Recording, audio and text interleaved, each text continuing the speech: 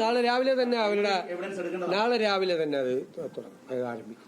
ഇതിന് അന്വേഷണം നടത്തുന്നതിന് മുമ്പ് തന്നെ മനുഷ്യനിർമ്മിതമായ ദുരന്തമാണ് ഇത് എന്നൊക്കെ പറഞ്ഞത്. അതല്ല, അത് നമുക്ക് ഞാൻ പറഞ്ഞിരിക്കും. അത് ഇപ്പോ അവര് വളരെ ഉത്തരവാദിത്തത്തോടു കൂടിയുള്ള 2 മന്ത്രിമാരെയാണ് നമ്മൾ അവിടെ അയച്ചത്.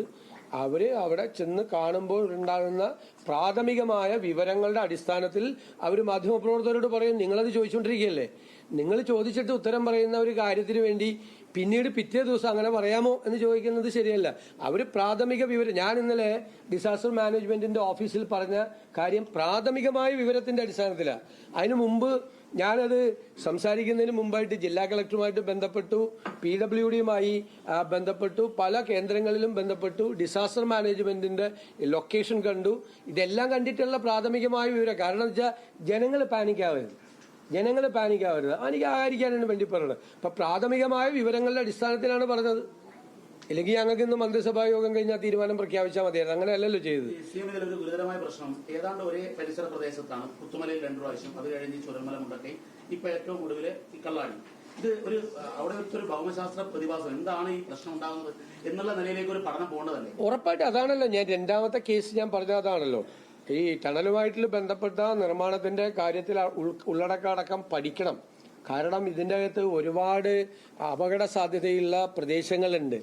ഇവിടുത്തെ ഞാൻ ഏറ്റവും കൂടുതൽ പരിഹസിക്കപ്പെട്ട ഒരാളാണ്, അറിയാലോ, ആക്ഷേപിക്കപ്പെട്ട ഒരാളാണ്. എന്ത് പറഞ്ഞതിന്റെ പേരില?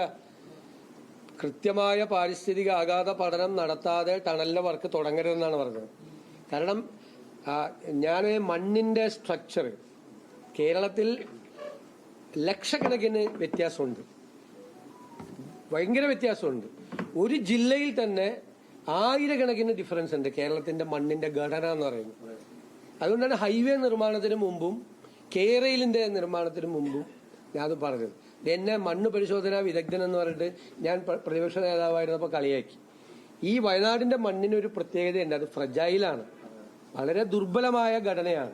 അപ്പൊ ഇനി വളരെ ശക്തിയായിട്ട് പാറ പൊട്ടിക്കുന്നത് ഉൾപ്പെടെയുള്ള നിർമ്മാണ പ്രവർത്തനങ്ങൾ നടക്കുമ്പോൾ, അല്ലെ, തുരങ്കം നിർമ്മിക്കുമ്പോൾ പാറ പൊട്ടിക്കേണ്ടി വരും, ഡിഗ് ചെയ്യേണ്ടി വരും, ഒരുപാട് വളരെ ബുദ്ധിമുട്ടേറിയ പ്രവർത്തനങ്ങൾ നടത്തേണ്ടി വരും.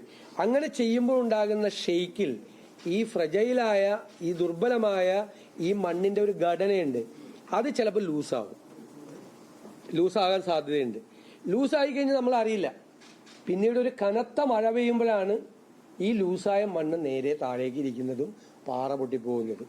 അപ്പൊ അത് മുൻകൂട്ടി കണ്ടും അറിയാവുന്നവരോടൊക്കെ ചോദിച്ചും മനസ്സിലാക്കിയിട്ടാണ് അന്ന് ഇതൊന്ന് ശ്രദ്ധിച്ചിട്ട് ചെയ്യണമെന്ന് പറഞ്ഞത്.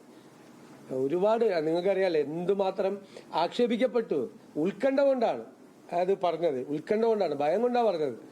അല്ല, മണ്ണിന്റെ ഘടനയെക്കുറിച്ച് വിദഗ്ധനൊന്നുമല്ല. പക്ഷെ ഇതൊക്കെ ആളുകള് പൊതുപ്രവർത്തകരൊക്കെ അറിഞ്ഞിരിക്കേണ്ട കാര്യങ്ങളാണ്. കേരളത്തിന്റെ ഹൈവേയുടെ സമയത്തും പറഞ്ഞു, ഹൈവേ നിർമ്മാണത്തിനും ഇങ്ങനൊരു അപാകത പറ്റിയിട്ടുണ്ട്. ഹൈവേ നിർമ്മാണത്തിന് കേരളത്തിൽ എപ്പോഴും ഏത് കൺസ്ട്രക്ഷനും കേരളത്തിൽ മണ്ണ് പരിശോധന നടത്തിയിട്ടേ പാടുള്ളൂ. വയനാട്ടിലെ മണ്ണല്ല കോഴിക്കോട് ചെല്ലുമ്പോൾ, കോഴിക്കോടത്തെ അല്ല വടകരയിൽ ചെല്ലുമ്പോൾ, ഏത് കൺസ്ട്രക്ഷനും ആ മണ്ണിന്റെ അതുണ്ടല്ലോ. ഈ PWD മാനുവലിലൊക്കെ ഇല്ലേ മണ്ണ് പരിശോധന നടത്തണം. പാലം പണിയുന്നതിന് മുമ്പ് മണ്ണ് പരിശോധന നടത്തില്ലേ പാലത്തിന്റെ അവിടെ? കാരണം ചെളി എത്രയുണ്ട്, അപ്പോൾ അതിന്റെ പില്ലർ എത്രമാത്രം താഴണം, അതിന്റെ താഴെ ബ്ലോക്ക് ചെയ്യണം. പാറ കണ്ടുപിടിച്ചിട്ടാണ് പില്ലർ വയ്ക്കുന്നത് പാലത്തിന്റെ. കാരണം മണ്ണ് ചെളിയാണെങ്കിൽ വീണ്ടും ഇത് പാലത്തിന്റെ വെയിറ്റ് വരുമ്പോൾ ഇത് താഴോട്ട് പോകും. അതുകൊണ്ട് കണ്ടിട്ടാണ് ഇത് ചെയ്യുന്നത്. നമ്മളൊക്കെ 10-25 വർഷം MLA ആയിരിക്കുമ്പോൾ ഈ നിർമ്മാണ പ്രവർത്തനങ്ങൾ കണ്ടതിന്റെ അനുഭവത്തിലാണ് അത് പറഞ്ഞത്. ഹൈവേ നിർമ്മാണത്തിന് പല സ്ഥലത്തും അത് ചെയ്തിട്ടില്ല. അവർ മറ്റ് സ്ഥലങ്ങളിൽ നോർത്ത് ഇന്ത്യയിലൊക്കെ ചെയ്യുന്ന മോഡലിലാണ് ചെയ്തത്. അതുകൊണ്ടാണ് എത്ര സ്ഥലത്താണ് തകർന്നു വീണത്. ഈ സ്ട്രക്ചർ തകർന്നു വീണത് എന്തുകൊണ്ടാണ്? മണ്ണിന്റെ ഘടന പഠിക്കാതെ അത് ചെയ്തുകൊണ്ടാണ്. അതുകൊണ്ടാണ് അത് പറ്റി. എത്ര സ്ഥലത്ത് തകർന്നു വീണ്? കേരളം മുഴുവൻ. ശരിയാണോ? മൂന്നൊന്നുമല്ല, ഇഷ്ടം പോലെ. മലബാറിലും മാത്രം നിങ്ങൾ റിപ്പോർട്ട് ചെയ്ത 3 കാണും. എല്ലാം മൊത്തത്തിൽ എല്ലാ സ്ഥലത്തും ആ പ്രശ്നമുണ്ടായി. അപ്പം നമ്മൾ ഇതൊക്കെ ഗൗരവതരമായി പഠിച്ചൊരു പ്രദേശത്തിന്റെ നിങ്ങൾ വളരെ പ്രധാനപ്പെട്ട ഒരു ചോദ്യമാണ് ഇതുമായിട്ട് ബന്ധപ്പെട്ട് ചോദിച്ചത്. തീർച്ചയായിട്ടും അതിൻ്റെ അതുകൊണ്ടാണല്ലോ ഞാൻ ലീഗൽ സ്റ്റഡി എന്നാണ്.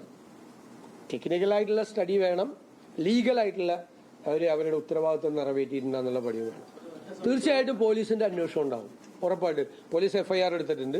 ആ FIRന് പുറത്ത് പോലീസിന്റെ ഒരു അന്വേഷണം ഉണ്ടാവും. അല്ല, അത് വരട്ടെ. ഞാൻ പറഞ്ഞല്ലോ, വരട്ടെ. നമ്മൾ എന്താണ് ഏറ്റവും പ്രധാനം? നമ്മുടെ ഫസ്റ്റ് പ്രയോറിറ്റി എന്താ?